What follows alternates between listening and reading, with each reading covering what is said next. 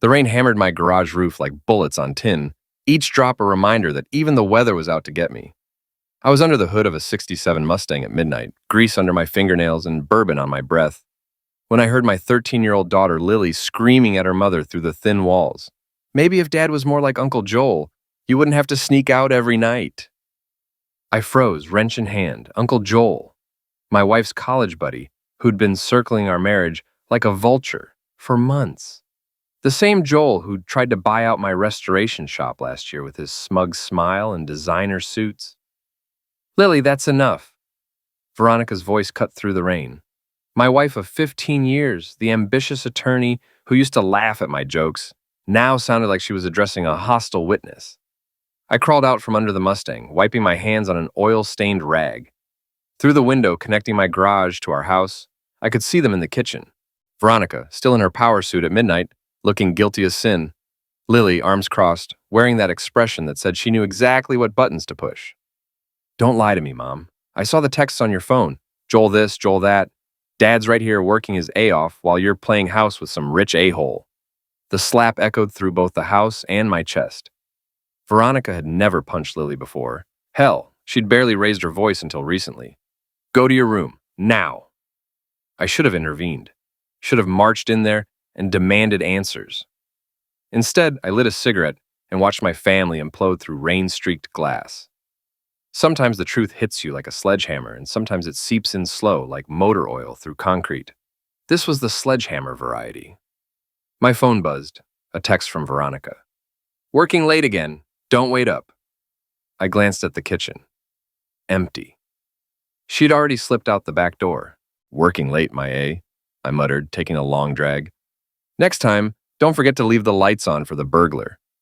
But I wasn't talking about some random thief anymore. The next morning, Veronica was already gone when I stumbled into the kitchen for coffee. Her tablet sat on the counter, still logged into her email. She'd always been careless with technology, relying on me to fix her computer problems and update her passwords. I told myself I was just checking her calendar, maybe planning a surprise dinner to fix whatever was broken between us. But when I saw the encrypted messaging app she'd left open, my coffee went cold. Joel, can't wait to see you tonight. Wear the red dress I bought you. Veronica. Alex is working late again. We have all night. Joel. Good, I have something special planned for my favorite lawyer. The messages went back months. Hotel receipts. Photos of Joel's penthouse apartment. Details that made my stomach turn and my hands shake with rage. There was even a photo Joel had sent, his apartment's bedroom. Expensive sheets turned down, champagne on ice. The caption read, "Your real home away from home." I scrolled through weeks of betrayal, each message a knife twist. They'd been planning this while I fixed her car, paid our mortgage, and pretended everything was fine. While I worked 16-hour days to keep my business afloat, she was playing house with a real estate mogul who wore $1,000 suits and drove a Tesla. The worst part, Joel was the same prick who'd offered to help me out by buying my garage for half its worth. Said I was struggling, and he wanted to help an old friend. Now I knew why he wanted me gone. I screenshotted everything and emailed the evidence to myself. Then I sat in my kitchen, surrounded by the life I'd built, and planned my first move. That evening, I followed Veronica's Tesla to Joel's high-rise downtown. The building screamed money, all glass and steel, with a doorman who looked like he could bench press my Mustang. I parked across the street and waited. At 8:47 p.m., Veronica walked into the lobby wearing the red dress Joel had mentioned. She looked beautiful, confident, alive in a way I hadn't seen in years. It was like watching a stranger wear my wife's face. An hour later, I walked into the parking garage. Joel's white Tesla sat in a reserved spot marked J. Carter. Penthouse. The car was pristine, not a scratch on it. Just like Joel himself. Perfect. Untouchable. Better than everyone else, I pulled out my keys and dragged them along the driver's side, spelling out homewrecker in foot-tall letters. Then I slashed 2 tires and left a note under his windshield wiper. You park like you screw, badly, and in spaces that don't belong to you. A concerned citizen. I was walking back to my truck when the security guard appeared. Hey, stop right there. I kept walking, but I heard the camera click. The flash lit up the garage like lightning. Crap. The confrontation came at breakfast. Veronica stormed into the kitchen at 6 a.m., still wearing yesterday's clothes, waving a printout of the security photo. "What the hell is this, Alex?" I looked up from my coffee and eggs, studying the grainy image of me walking away from Joel's car. "Looks like someone having a bad night. Coffee? Don't play dumb with me. The security guard identified you. Joel's pressing charges. Joel can press whatever he wants. I was getting dinner at Murphy's Diner. Got the receipt right here." I pulled out a crumpled receipt I'd grabbed after my little vandalism spree. Amazing what a $20 tip will get you. The waitress remembers me being there all evening. Veronica's face went white. She was a good lawyer, but I'd been planning this conversation all night. "You're lying. Prove it." I stood up, towering over her 5'6" frame. "But while we're talking about lying, maybe you want to explain why you're wearing yesterday's clothes? Working late at the office requires a lot of wardrobe changes these days." She opened her mouth, then closed it. For the first time in months, Veronica had nothing to say. "That's what I thought. Your boyfriend's car got vandalized? Tough crap. Maybe he should park in his own neighborhood instead of trolling around married women." "Alex, save it for someone who gives a damn." I grabbed my work jacket and headed for the door. "Oh, and Ronnie, next time you want to sneak around, maybe don't leave your tablet open. I'm a mechanic, not an idiot." The door slammed behind me hard enough to rattle the windows. But Joel wasn't done. 3 days later, he showed up at the school fundraiser. Lincoln Elementary's annual charity auction was supposed to be neutral ground. Parents bidding on art projects and bake sale items. Teachers smiling through gritted teeth. Kids running around hopped up on sugar. I was there because Lily had painted a landscape that was actually pretty good, and I wanted to support her. Joel arrived with Veronica on his arm like she was a trophy. He looked exactly like Central Casting's idea of a rich a-hole. Silver hair, perfectly styled, expensive suit that probably cost more than my monthly mortgage. Smile that said he owned everything he looked at, including my wife. They made the rounds, Joel glad-handing other parents while Veronica played the part of devoted girlfriend. Nobody seemed to notice she was still wearing her wedding ring. I was standing by the punch bowl, watching this performance, when Joel approached. "Alex, good to see you, buddy." He extended his hand like we were old friends. "Sorry to hear about your car troubles the other night." "What car troubles?" "Oh, I thought maybe your truck broke down. Veronica mentioned you were having mechanical problems." His smile was razor sharp. "I'd be happy to recommend a good mechanic, someone who knows what they're doing." The insult hung in the air between us. Around us, other parents were starting to notice the tension. "That's generous, Joel, but I prefer mechanics who don't need to buy their tools with stolen money." His smile faltered. "Excuse me? You heard me. Some of us work for what we have instead of inheriting Daddy's real estate empire and calling it success." Joel stepped closer, lowering his voice. "You're embarrassing yourself, Alex. And you're embarrassing Veronica. Maybe it's time to accept that some women need more than a grease monkey can provide." That's when I snapped. I didn't punch him. That would have been too easy, too expected. Instead, I grabbed the ladle from the punch bowl and accidentally splashed the entire contents across his $1,000 suit. "Oops, sorry about that, buddy. These hands aren't used to handling delicate things." Joel's face turned purple. "You son of a witch!" He lunged at me, but anger made him clumsy. I sidestepped and watched him crash face first into the refreshment table, sending cookies and cupcakes flying. He landed in a heap of frosting and broken paper plates, while 30 parents and their kids stared in shock. "Joel!" Veronica rushed to help him up, shooting me a look that could have melted steel. I straightened my jacket and addressed the crowd. "Sorry, folks. Sometimes the trash takes itself out, but it makes a mess on the way." Principal Martinez appeared at my elbow. "Mr. Mercer, I think it's time for you to leave." "Already on my way." I found Lily in the crowd, her face a mixture of embarrassment and admiration. "Good job on the painting, kiddo. Dad's proud of you." I walked out of that elementary school feeling better than I had in months. But I knew the real fight was just beginning. That night, I called Kate Morrison. Kate was Veronica's colleague at the law firm, and from what I'd overheard during dinner conversations, they hated each other's guts. Kate was brilliant, ambitious, and had been passed over for partner twice while Veronica climbed the ladder. If anyone had dirt on my wife, it would be her. "Alex, this is unexpected." Kate's voice was cautious but curious. I need to ask you something, and I need you to be straight with me. Is Veronica screwing around? A long pause. Why are you asking me? Because you're the only person at that firm who doesn't kiss her A, and because I think you know more than you're letting on. Another pause, then, meet me tomorrow night, rooftop bar at the Marriott downtown, 9 o'clock, come alone. The line went dead. The Marriott's rooftop bar was exactly the kind of place Kate would choose. Expensive enough to keep out the riffraff, dark enough for private conversations and public, enough that nobody would suspect conspiracy. I found her at a corner table, nursing a martini and watching the city lights. Kate Morrison was everything Veronica wasn't. Brunette where my wife was blonde, subtle where Veronica was flashy, calculating where Veronica was impulsive. She wore her ambition like expensive perfume, noticeable but not overwhelming. You look like hell, Alex. Thanks. You always know how to make a guy feel special. I signaled the waitress for a whiskey. So are we going to dance around this all night, or are you going to tell me what you know? Kate smiled, but it didn't reach her eyes. Your wife is sleeping with Joel Carter, but you already knew that. What I want to know is how deep it goes, deeper than you think. Kate opened her purse and pulled out a manila folder.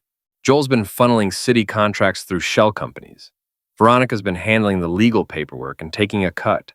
They've stolen about $200,000 in the past 6 months. I opened the folder. Bank statements, email printouts, copies of contracts, enough evidence to destroy both of them. Why are you giving me this? Kate's smile turned predatory.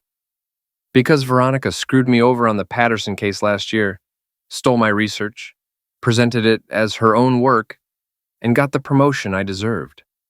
I've been waiting for the right moment to return the favor. So this is revenge. This is justice. Your wife thinks she's untouchable because she's sleeping with the right people. Time to prove her wrong. I studied the documents. Everything looked legitimate, but something felt off. What do you want in return? I want to watch her fall, and I want Joel to go down with her. We shook hands across the table. I should have known then that I was making a deal with the devil. But sometimes the devil offers exactly what you need. The next phase of my plan required breaking into Joel's apartment. Kate's cousin Danny was a locksmith who owed her money, and for $500 cash, he was willing to teach me some basic skills and provide the tools. You sure about this, man? Danny asked as he handed me a set of pics. Breaking and entering is serious crap. I'm not stealing anything, just want to leave a message. 3 nights later, I stood outside Joel's building at 2 a.m. The doorman was asleep, the security cameras had convenient blind spots, and Joel was out of town on business. Kate had checked his calendar. Getting into his apartment was easier than I'd expected. Rich people always think money makes them safe, but locks are locks, and I'd spent enough time fixing things to understand how they worked. Joel's penthouse was everything I'd imagined. Leather furniture, expensive art, floor-to-ceiling windows, overlooking the city. It was the kind of place that screamed, I'm better than you in a dozen different languages. I didn't steal anything. Instead, I made the kind of mess that would take weeks to clean up and cost thousands to repair. I put dead fish in the air vents, poured maple syrup in his expensive coffee machine, and used permanent marker to write "Home Wrecker" across his bedroom wall. Then I took photos of everything and uploaded them to a dozen different social media accounts. But the real masterstroke was the evidence I planted. Kate had given me copies of Joel's financial records, and I left them scattered across his desk, like he'd been reviewing them. When the police eventually searched his apartment, they'd find everything they needed to build a case. I was back home by 4 a.m., and by 6 a.m., Joel's apartment building's fire alarm was going off. Someone had called in a gas leak. The next morning brought chaos. Joel's social media accounts were flooded with photos of his trashed apartment. The fish smell had spread through the building's ventilation system, forcing an evacuation. And somehow, copies of his financial records had found their way to the city attorney's office. My phone rang at 8 a.m. Alex, we need to talk. Veronica sounded scared. About what? Joel's apartment was broken into. The police want to question you. Why would they want to question me? I was home all night. You can ask Lily. Don't play games with me. I know you did this. Prove it. I was getting tired of that phrase, but it worked every time. Besides, sounds like your boyfriend has bigger problems than vandalism. Word is the city's investigating his business practices. Silence on the other end. How did you know about that? Lucky guess. Or maybe Joel's not as smart as he thinks he is. I hung up and poured myself a cup of coffee. Phase 2 was complete. But Kate had one more surprise for me. We met that evening at a diner across town, the kind of place where the coffee was strong and the conversations were private. There's something else you need to know, Kate said, sliding another folder across the table. About Veronica and Joel. What now? Joel isn't her only affair. I opened the folder and felt the world shift beneath me. Photos, emails, hotel receipts. But not with Joel, with Kate. Surprise, Kate said, watching my face. Your wife swings both ways, and I've been playing the long game. The photos were explicit, intimate, recent. Veronica and Kate, in hotel rooms, restaurants, Kate's apartment. They'd been seeing each other for over a year. Joel was just a distraction, Kate continued. Veronica needed a beard, someone obvious you'd focus on while she and I worked behind the scenes. We've been planning this for months. My hands were shaking. Planning what? Your destruction, the garage, the house, your reputation, we want it all. Veronica gets half in the divorce. I get the satisfaction of watching you lose everything, and Joel was always expendable. I stared at the photos, trying to process the betrayal. It was bigger than I'd imagined, more complex, more personal. Why are you telling me this? Kate's smile was pure poison. Because the plan changed. Veronica decided she wants to keep you around as a pet. Broken, humiliated, but useful. I prefer complete destruction. She leaned across the table. So here's my offer. Help me destroy them both, and I'll make sure you walk away with something. Refuse, and I'll make sure you lose everything anyway. I looked at the woman across from me, brilliant, beautiful, and completely insane. She'd been manipulating all of us from the beginning, playing puppet master while we danced to her tune. But she'd made one mistake. She'd underestimated me. I spent the next week playing the part of the broken husband. I moped around the house, drank too much, and let Veronica think she was winning. Meanwhile, I was planning the kind of revenge that would make Machiavelli proud. Kate thought she was the puppet master, but she'd forgotten that I'd been fixing broken things my whole life. And when something's broken, sometimes you have to take it apart completely before you can understand how it works. The first step was gathering my own evidence. I installed hidden cameras in my house, legal since it was my property. I recorded every conversation, every phone call, every moment of Veronica's arrogance as she planned my destruction. I also hired a private investigator to follow Kate. If she was playing games, I wanted to know all the rules. What I discovered was beautiful in its simplicity. Kate had been embezzling money from the law firm for 2 years. She'd been using Veronica's access codes and Joel's business accounts to cover her tracks, setting them up as the fall guys while she built a nest egg in the Cayman Islands. The affair with Veronica was real, but it was also strategic. Kate needed inside information about the firm's security protocols and client accounts. Joel was the perfect patsy, rich, arrogant, and careless with his business records. But Kate's real plan was even more ambitious. She wanted to destroy the law firm entirely, taking down everyone who'd ever passed her over for promotion. Veronica and Joel were just the beginning. I had to admire the scope of her ambition. It was the kind of long-term thinking that separated the amateurs from the professionals. Too bad she'd picked the wrong mark. The confrontation happened on a Friday night at my father's old cabin by the lake. I told each of them separately that I wanted to negotiate a peaceful resolution to our problems. Kate thought I was surrendering. Veronica thought I was begging. Joel thought he was coming to gloat. They were all wrong. The cabin was perfect for what I had planned. Isolated, private, and far enough from civilization that nobody would hear the screaming. Kate arrived first, confident and predatory. Smart choice, Alex. This doesn't have to be ugly. Oh, it's going to be ugly, I said, pouring her a glass of wine. But not the way you think. Veronica came next, dressed like she was going to a business meeting. She barely looked at me, treating me like hired help. Let's get this over with, she said. I have plans tonight. Joel was last, strutting into the cabin like he owned it. He'd replaced his vandalized Tesla with a new Porsche, and his suit probably cost more than most people made in a month. Alex, good to see you're being reasonable about this. I waited until they were all seated around the old wooden table where my father used to play poker with his friends. Then I locked the door and pulled out my laptop. Before we start negotiating, I thought you might want to see something. I opened the first video file. Kate and Veronica in a hotel room discussing how to transfer money from Joel's accounts. The audio was crystal clear. What the hell is this? Joel's face went white. Evidence, I said calmly. Keep watching. The next video showed Kate in her office, hacking into the firm's computer system, then Veronica forging documents, then Joel taking bribes from city contractors. You've all been very busy, I said. Kate, I particularly enjoyed the part where you explained how you were going to frame Joel and Veronica for your embezzlement scheme. Very creative. Kate's composure finally cracked. You son of a witch. And Veronica, the conversation where you laughed about how stupid I was, that was my personal favorite. Really captured your personality. My wife's face had gone from white to green. Alex, I can explain. No need. I heard everything I needed to hear. Joel stood up, his hands shaking. You can't use any of this. It's illegally obtained. Maybe, but I don't need it for court. I closed the laptop and smiled. I need it for something much more effective. I pulled out my phone and opened the live stream app I'd set up. Say hello to your colleagues, friends, and family. We're broadcasting live to about 300 people right now, including everyone at your law firm, Joel's business partners, and Kate's mother. The silence in the cabin was deafening. You see, I learned something important from all of you.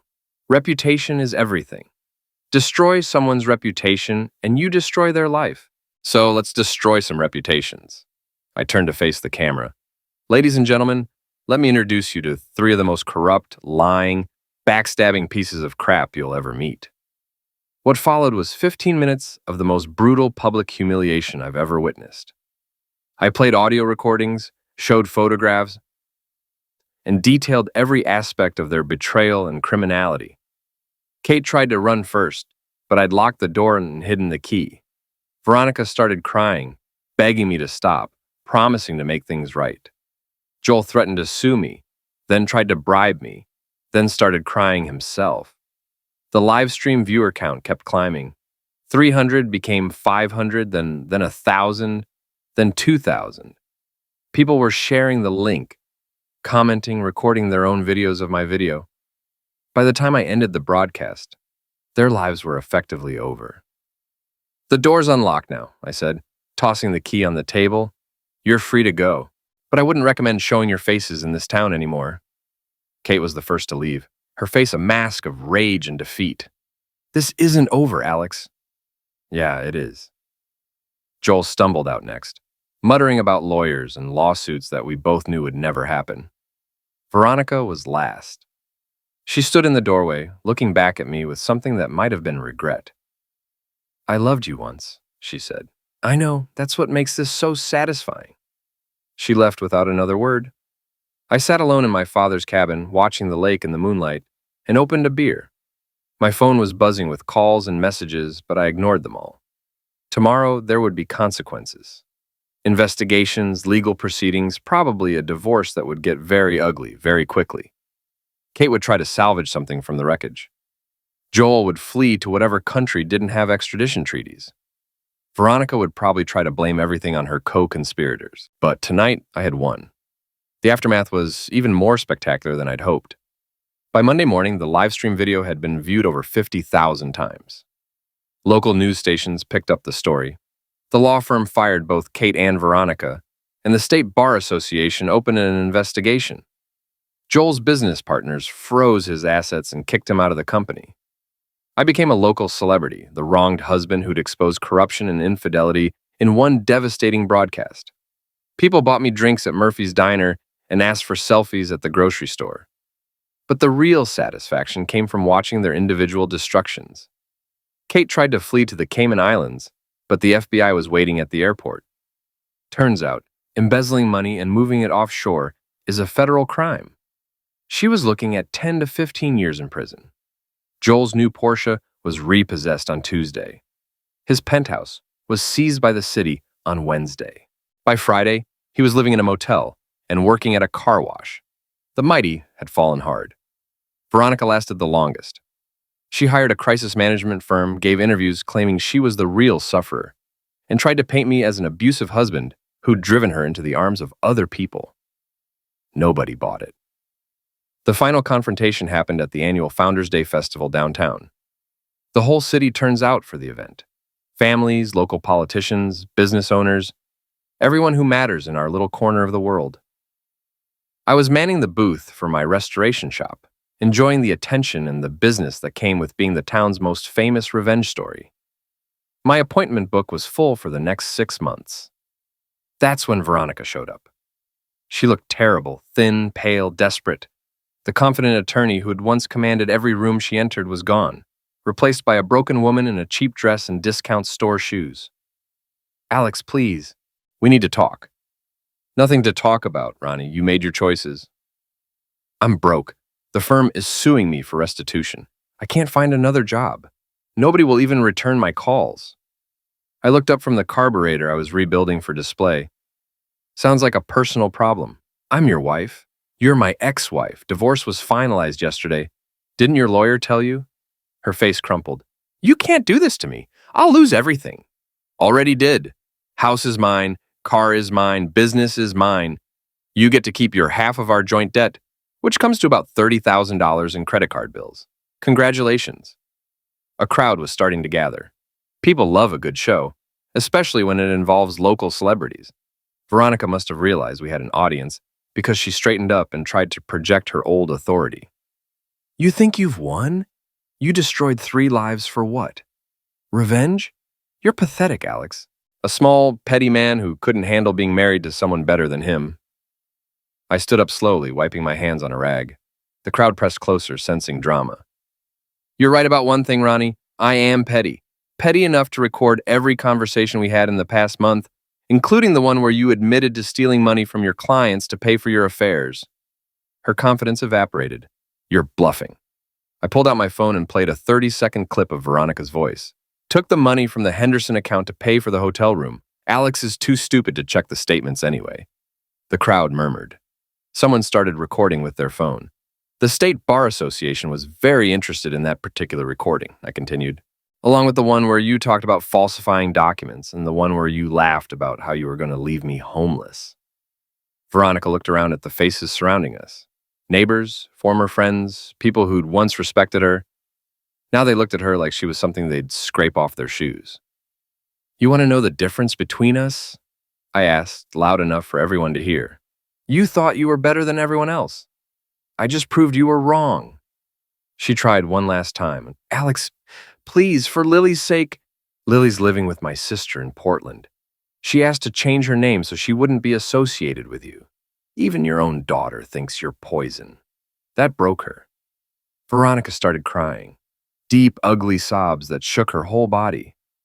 But I felt nothing, no pity, no regret, no satisfaction. Just emptiness where love used to live. She stumbled away through the crowd, and I never saw her again. Joel appeared at my booth an hour later. He looked even worse than Veronica. Unshaven, wearing clothes that had seen better days, smelling like desperation and cheap cologne. The car wash job hadn't lasted long. "Alex, I need to talk to you. Make it quick. I've got customers waiting." He glanced around nervously, then leaned closer. "I'm leaving town tonight. I just wanted you to know I'm sorry for everything." "So sorry doesn't fix anything, Joel." "I know, but I needed to say it." He pulled out a crumpled envelope. "This is everything I have left. About $300. It's not much, but..." I pushed the envelope back toward him. "Keep it. You'll need it more than I will." He stared at me for a moment, then nodded. "Thank you." "Don't thank me. Just disappear and stay disappeared." Joel walked away, shoulders slumped, carrying everything he owned in a single duffel bag. The man who'd once owned half the city was now just another failure with a bus ticket to nowhere. As the sun set over the festival, I packed up my booth and counted the day's earnings. Business was good, better than it had been in years. Turns out, being the guy who exposed corruption and infidelity was great for marketing. My phone buzzed with a text from Lily. "Saw the news coverage. Proud of you, Dad. Can't wait to visit next month." I smiled for the first time in weeks. Maybe I hadn't won everything, but I'd won the things that mattered. Kate, Veronica, and Joel had tried to destroy me, thinking I was just another mark to be manipulated and discarded. They'd underestimated the power of patience, planning, and pure vindictive satisfaction. I climbed into my restored Mustang and drove home through the quiet streets of a town that now knew my name for all the right reasons. The house was empty but peaceful, filled with the promise of new beginnings and second chances. In the movies, the hero gets the girl and rides off into the sunset. But this wasn't that kind of story. This was the story of a villain's requiem, a symphony of revenge played in perfect harmony, with every note hitting exactly where it was supposed to hurt. I'd lost a wife, gained some enemies, and discovered that sometimes the best revenge isn't getting mad or getting even. Sometimes the best revenge is getting everything. As I pulled into my driveway, I lit a cigar and looked up at the stars. Somewhere out there, 3 people were learning that actions have consequences, that betrayal has a price, and that underestimating a small-town mechanic was the biggest mistake of their lives. I'd given them exactly what they deserved, and I'd done it with style. Villains don't get happy endings. We get something better. We get the last laugh.